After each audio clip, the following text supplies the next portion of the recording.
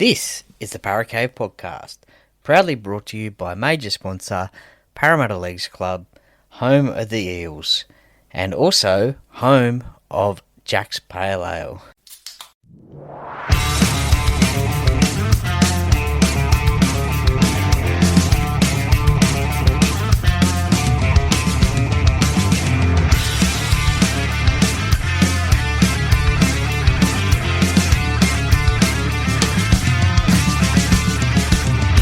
Welcome to another episode of the Para Cave Podcast. And now over to your host, Troy Warner, broadcasting live from the world-famous Para Cave. And yes, hello and welcome back to another episode of the Para Cave Podcast. Troy Warner here, and it is the game review podcast, and it was the Dragons playing the Eels down there at Wynn Stadium in Wollongong, and it was played in front of a crowd, a pretty healthy crowd. I think it was a sellout, 18,191 down there in the Gong in very cold conditions.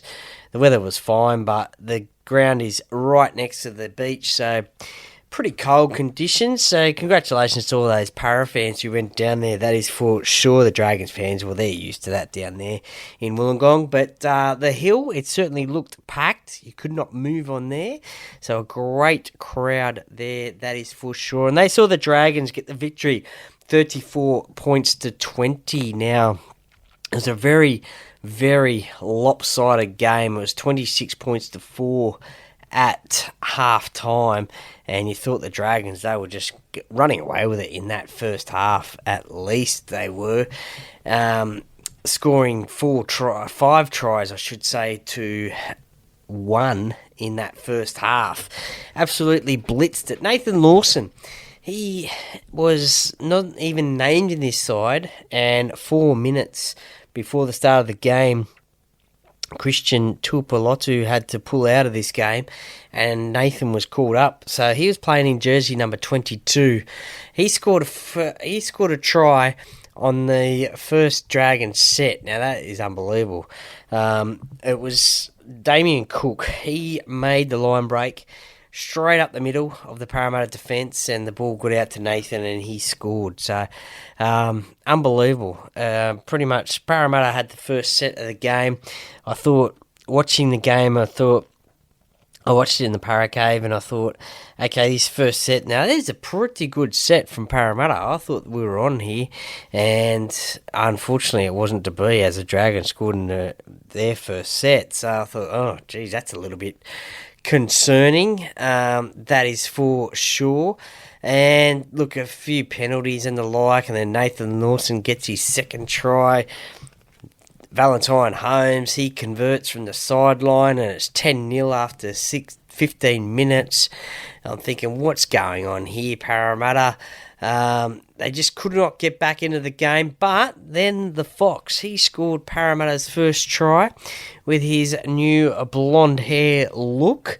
Now, apparently that was due to missing a meeting or late for a meeting at training, and a bit of a spin of the wheel or something, and that was his punishment, apparently, getting the blonde hair. So suits the Foxx. It certainly did anyway on the weekend with Parramatta playing in their away gold kit, that is for sure. So pretty much from top to bottom, except for the boots, which we'll get to a little bit later, were gold. But the Eels got back to 10-4. Unfortunately, Zach Lomax, who was playing down at Wollongong for the first time in opposition colours and was copping boos from the crowd every time he touched the ball, which is, understandably, and, you're allowed to do that. I mean, that's not really crossing the line.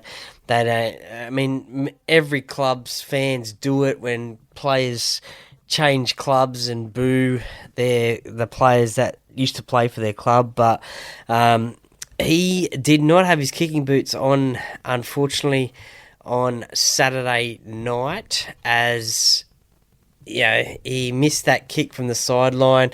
He missed a couple of kicks, to be honest, and I don't know, it was sort of like State of Origin game number 2, where he missed some kicks.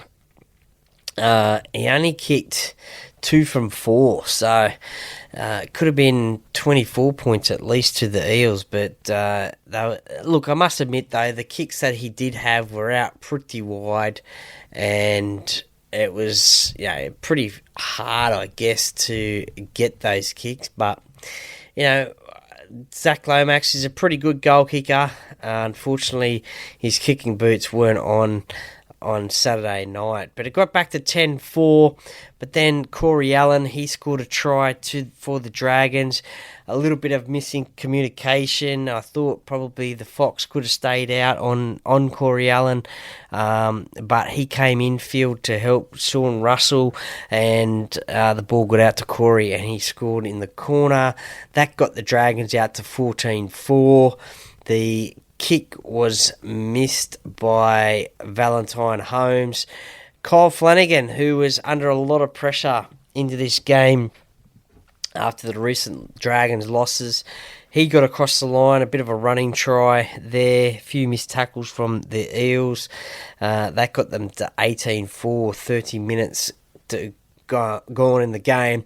Valentine Holmes, he converted this try. Now, there's a little bit of conjecture, I guess you could say, about Valentine Holmes kicking the goals from the sideline with the amount of room that's on that sideline to make conversions, but he managed to kick this one. It was 20 points to 4, and then 3 minutes later after that, Valentine Holmes scored a try himself, and he basically contested the ball against Isaiah Iongi and unfortunately had the momentum and caught the ball and scored the try. He ran the ball around, and it was 26 points to 4 at half time, and it was an absolute blitz by the 26-4 at half time.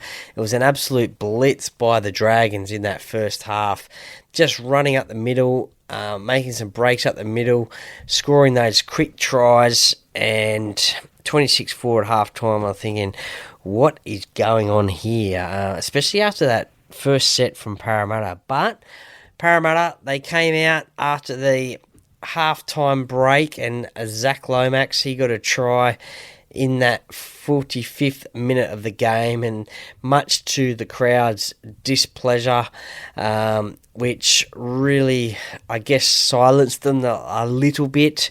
Unfortunately, he missed the kick, though, so they were happy about that one. But then it was a little bit later on, and then Dean Hawkins got a try. He's second in 2 weeks, 26 points to 12. Zach converted that one, 26 points to 14. Parramatta were on a roll at that point, and you thought, okay, well, they are sneaking back into this game. And then about a minute later, Kelma Tulagi, who I thought had his best game in Parramatta colours, he scored a try. Now, all night, pretty much, Dean Hawkins was putting up high balls for Zach Lomax. And look, why wouldn't you? He is pretty good in the air. On this occasion, the ball bounced and pretty much bounced into Kelma's arms sort of thing, and he went on to score the try to bring it back to 26 points to 18. Zach converted that try. It was a reasonably pretty easy kick. He converted that try. So it was 26 points to 20, and you thought that the momentum was with Parramatta, and you thought, oh, this is going to be an interesting finish, and you thought, okay, Parramatta can get this victory. They're coming back in this second half, and then the controversy started in the 62nd minute. A line break from Josh Addo-Carr, but then the foot on the touchline. Now, was it in? Was it out? It was actually quite a funny thing because the Foxx made the line break. He passed the ball back inside to Sean Russell. He had a few couple of support players in with him, but Sean's gone over, scored the try, kicked the ball into the crowd, and then there was a Dragons fan at the fence saying, no, look back, it's been called back. And apparently Josh Addo-Carr put his foot on the line. Now, it was, millimetres. Personally, maybe I'm just biased because I'm a Parramatta fan, but I thought it was in. I think it was 50-50 between fans whether he was in and out. A few para fans said he was out. A few para fans said he was in. Probably most para fans said he was in. But look, it did not help that he was wearing white boots as well for a clear definition. But apparently the touch judge, now he was behind the play at the time. There was a Dragons player trying to tackle Josh Adokar, not Zach Lomax, Josh Adokar at the time, and the touch judge, well, he had to run a jump over the top of this Dragons player, and he was the one who made the ruling that his foot went out, even from behind.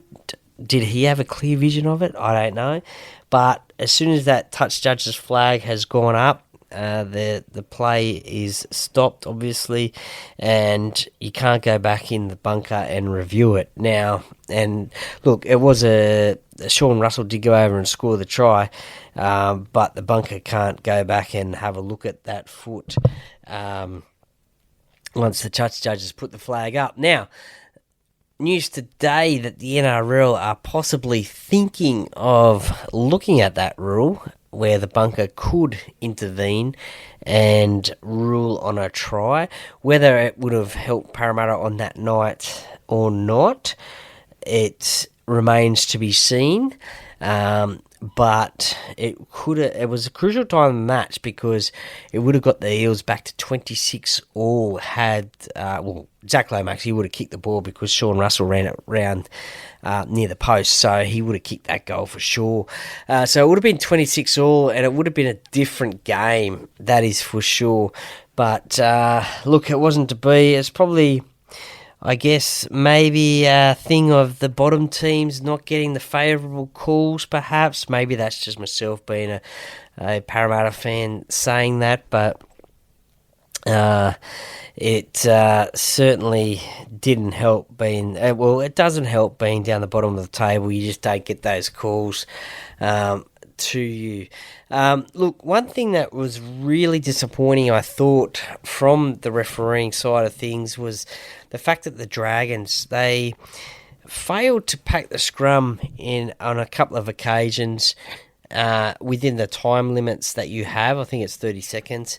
And they gave away a penalty. Now, if you give away a penalty, it gives you time to get your line set and then ready to defend your line. Well, it happened 2 or 3 times throughout the game. I would have thought, I don't know who you would have sin-binned anyway, but something needed to be done because it is a deliberate tactic that you can use, and especially when you're in front like that, if you want to hold up the opposition and, as I said, get your line set. But it wasn't nothing to be there, and unfortunately there was no players sin bin, and there was no advantage to the Parramatta Eels with the Dragons giving away those penalties. Valentine Holmes, he scored the last try of the game with 4 minutes to go. Now, this was after a Kelma Tuilagi line break. Unfortunately, the ball then ended up out to Zach Lomax, and unfortunately, he had, I think, 2-3 players on him, but he managed to get his arm free. He has offloaded the ball. Joey Lussick was the dummy half. Now, I'm not going to blame Joey for not catching it. He was non-aware of the ball. It probably wasn't even the best pass, to be honest. I don't even think Zach should have passed it. I think if he had his time again, he definitely wouldn't have passed it. He would have taken the tackle, because I believe there could have been 2 more tackles after that one, where Parramatta could have potentially scored and got it back to 26 all. But Valentine Holmes, he picked up the ball, ran away for his second try of the game, which really sealed it. A few penalties given by the Eels, which ended up with Kyle Flanagan kicking the conversion. He kicked the conversion from the Valentine Holmes try. Valentine probably was a bit buggered running that ball all that way. So Kyle kicked the goal there, got it to 32-20, then a penalty for a dangerous tackle from Kelma Tuolagi, who is actually suspended for a grade 2 crusher tackle on Jack de Bellin. And Kyle made the penalty shot, which made it 34 points to 20, and that was the end of the scoring there. As I said, disappointing to see Kelma suspended, because I think it was his best game in Eels colours. 17 runs, 162 metres, 58 post-contact metres, 3 tackle breaks, 1 line break, 1 try, and also 40 tackles as well. So a massive effort from Kelma, but unfortunately he's going to be missing for 3 matches. Now, the tackle itself, look, it probably was a little bit dangerous, and look, Jack de Bellin, he got back up off his feet and really resented that tackle, and a little bit of push and shove happened after that. But look, I think Kelma realised what was going on through the tackle and sort of pulled out as well. So, yeah, look, 3 weeks is really harsh for that. Look, we don't want to see those tackles in the game, but for that one where Jack de Bellin, he got straight back up on his feet and wanted to fight Kelma,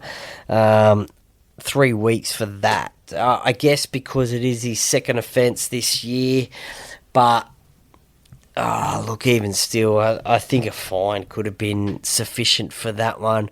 It's just a real shame because, as I said, it was probably Kelma's best game in Eels colours, and I gave him the 3 points as the Eels player of the round in this game for his performance. I was really happy with it. There was an error. He did make an error during the game, but it could have gone the way of Parramatta with a penalty anyway. So, look, great game from Kelma. In terms of the stats of the game, it's actually quite a funny one because Parramatta pretty much led all of the stats in the game. So they had 53% of the possession. Most of that was in the second half when they were going on that run of scoring points and potentially overtaking the Dragons. Most of that was in the second half. 85% completion rate. You think that would win you a game of rugby league? The Dragons 82%. Parramatta had one more set than the Dragons in 35 sets out of 41. The Dragons 33 out of 40. Time in possession, about an extra 3.5 minutes for Parramatta, 28.09. The Dragons 24.39. More run meters for Parramatta, more line breaks, more tackle breaks. The play the ball, there was a bit quicker from the Dragons, which we saw when Damien Cook made those breaks through the centre of the field. They weren't happening when he was off the field, but when he came back on the field, there was another one as well. But especially that first one in that first half, which led to Nathan Lawson's first try. More offloads from Parramatta, 14-10. So more kick meters, 1 forced dropout. So bombs 13-7. Now that was not potentially, but that was for Zach Lomax as well, kicking the ball over to Zach each and every time. You saw him coming.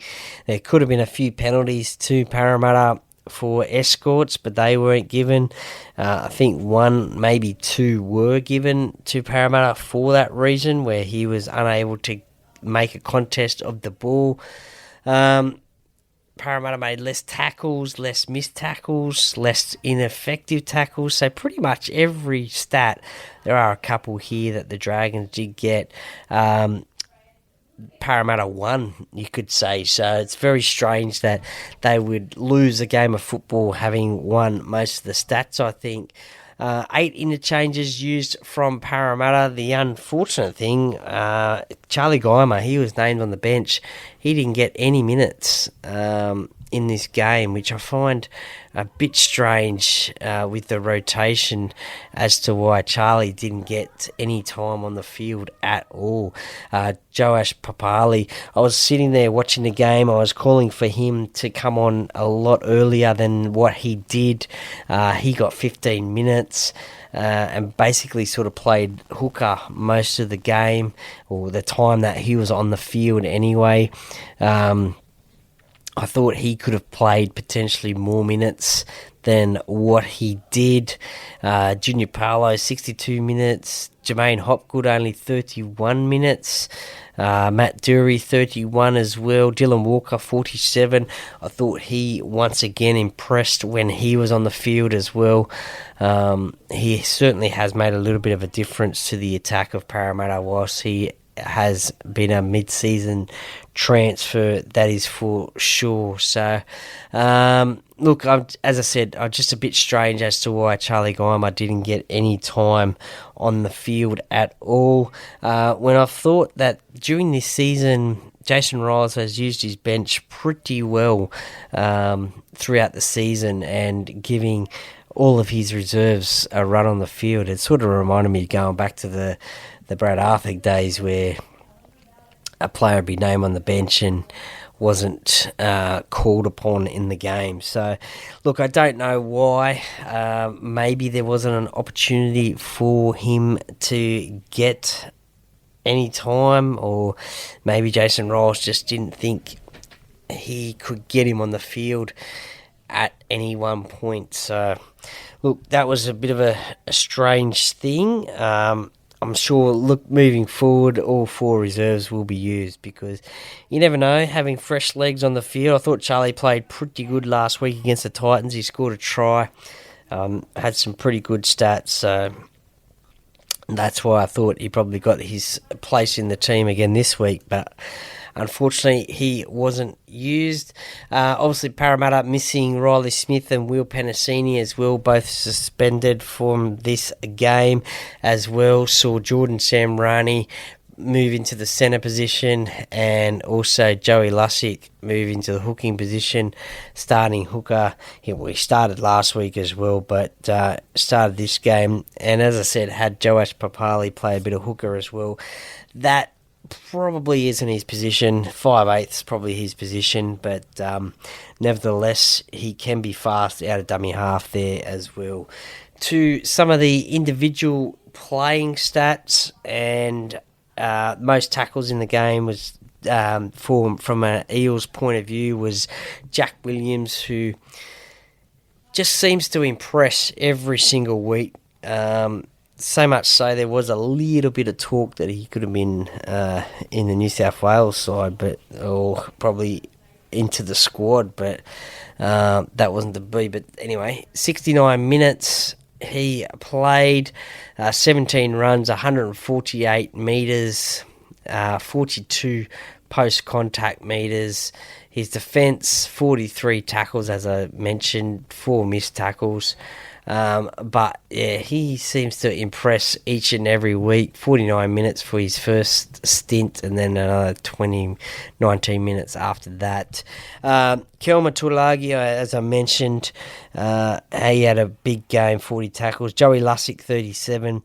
Kit Kat, or Katoni Kautoga, 31 tackles. Now, he had a good game. He had a try assist to I think it was Zach Lomax, 80 minutes from him, 15 runs, 111 metres, 40 post-contact metres, 1 line break, 1 try assist, 6 tackle breaks. He has impressed, and no doubt that's why he earned an upgrade to the top 30 squad, and also a contract extension until the end of 2027. Jermaine Hopgood, as I mentioned, 30 tackles in his 31 minutes. In terms of run meters, well, Zach Lomax getting out of trouble, 21 runs, 197 metres, 61 post-contact metres, 1 line break, 1 try as well. Foxx, Addo Carr, he was busy all night, and he looked dangerous on that edge as well. When he got the ball, he made a couple of 8 tackle breaks. So it's a bit. You wouldn't think he would tackle break, but I guess it's just his stepping, and he does seem to hit the line sometimes and get through those tackles. And I'm amazed at how he can do it. He's not a big winger, but he can get through the tackles. 15 runs, 173 metres, 32 post-contact, 2 line breaks, 8 tackle breaks. Kelmers, I've already gone through. Isaiah Iongi, who I gave 2 points in this game. Look, he is one player, isn't he? He's going to be a player of the future. Hopefully Parramatta can wrap him up for a while, because he's just, along with, I guess you could say, Jack Williams, he's just getting on, playing really well week in, week out. 19 runs, 149 metres, 38 post-contact, 2 line break assists, 2 try assists, 4 tackle breaks, 2 offloads. So, yeah, look, he is one. He could potentially be the Rookie of the Year. He certainly is up there, that is for sure. Just his performances each and every week just get better and better. And look, at the start of the year, a lot of people were, I guess you could say, Parramatta fans were complaining, why did you get rid of Gutho for a rookie? And look, I think they're slowly changing their minds now.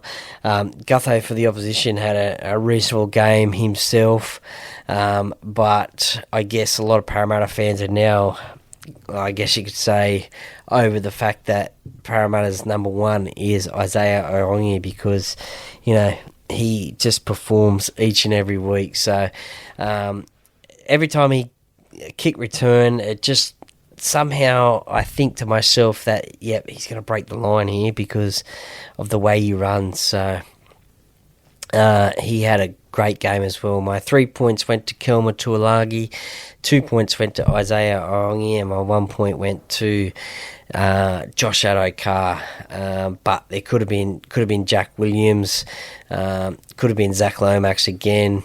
Those two as well had great games as well. As for next week, well, now the Eels, they still sit in 15th position on the ladder. Next week they have a bye, and then the week after is their home game against Penrith at Combank Stadium in round number 19. So, look, it'll be a hard week at training, I guess, this week.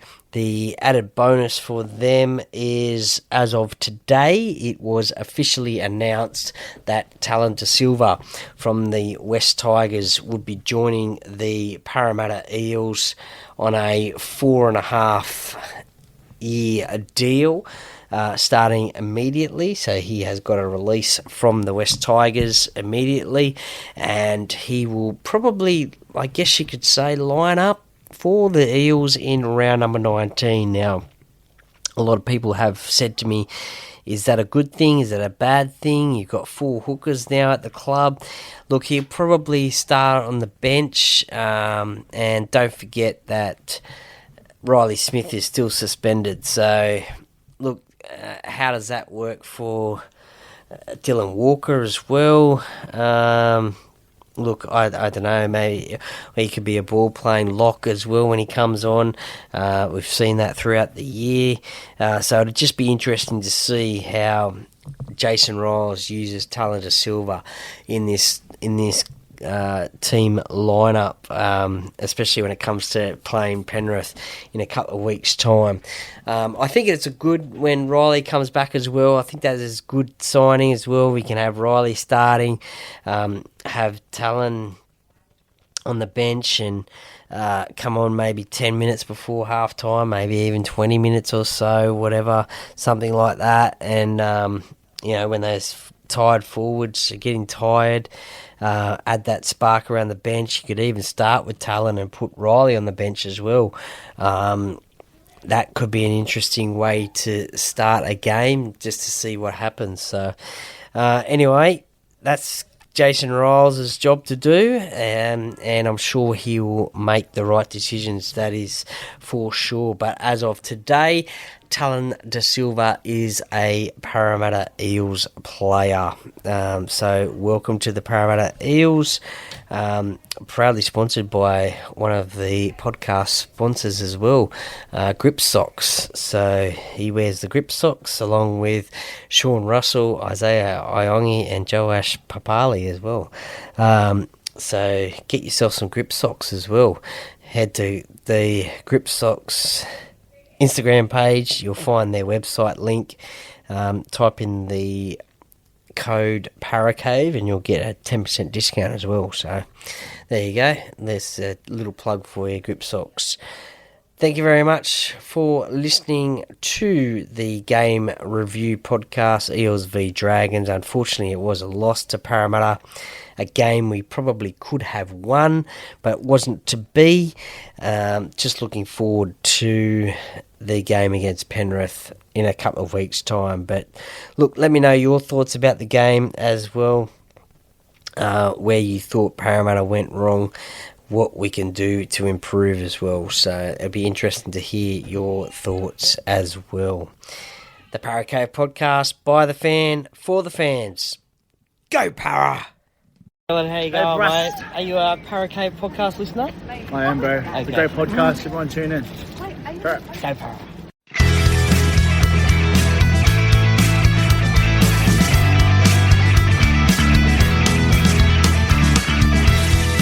Thank you for listening to another episode of the ParaCave Podcast. See you next time.